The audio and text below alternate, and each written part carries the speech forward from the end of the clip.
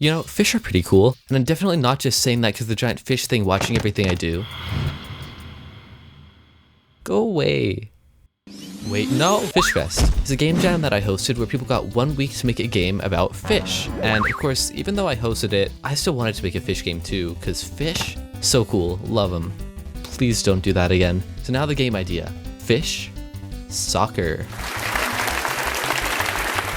I've actually had this game idea for around 2 years. I was gonna make it for a different game jam, but it seemed a little too ambitious at the time. But now I'm more experienced than ever before. I made rocket bites, and that took a lot of work. So I think I'm finally ready to make this idea a reality.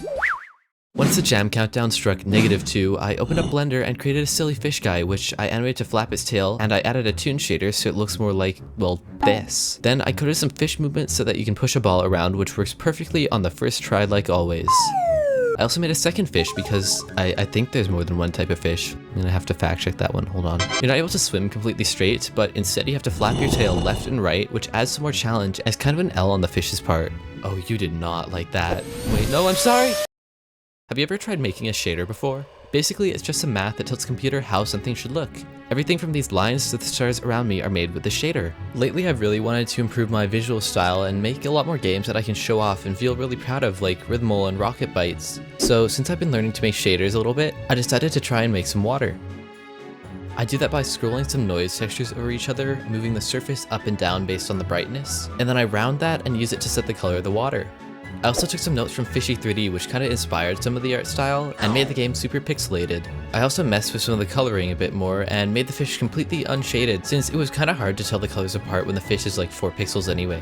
Another useful shader I made is this one used for the circle transition that can take in a gradient and turn that into a transition, which is pretty neat. But if you've ever watched or played soccer, you might have noticed something my game is missing: walls. And basically the entire concept of soccer. So I boxed out the edges of the map and imported that into Blender so I could make a sandy beach for around the edges of the screen. So realistic, it's like I'm really there.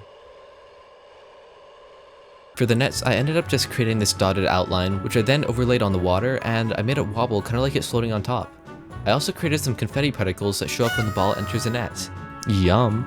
So you're probably wondering, why fish? Well, I'm not really sure. All I remember is it was 2 AM, I was incredibly sleep deprived, and then when I woke up, there was a jam page there. But regardless, fish make everything better, so I'm not mad. Next to do is scorekeeping, so I found this really nice font that fits the aesthetic pretty well, and I added a counter to the top corners that ticks up and resets the map every time somebody scores. When someone gets to 5 points, the camera focuses down on them and a bunch of beach salts spawn. At this point, the game isn't really too far from done.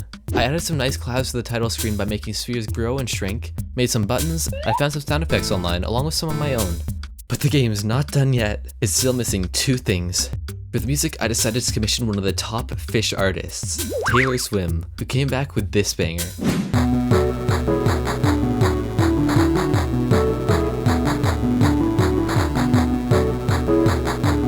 For the fish AI, I spent many hours coding, prototyping, and training, until eventually I came to this. Basically, it just looks at the ball and moves. I never said I was good at making AI. Besides that, I did a little more polishing, adding some glyphs that also float on the water, and finally added an info screen. And to be honest, I'm pretty proud of this game. There's a lot of game developers I look up to, people like Ash K, Torquedo, the Sock Pop Collective.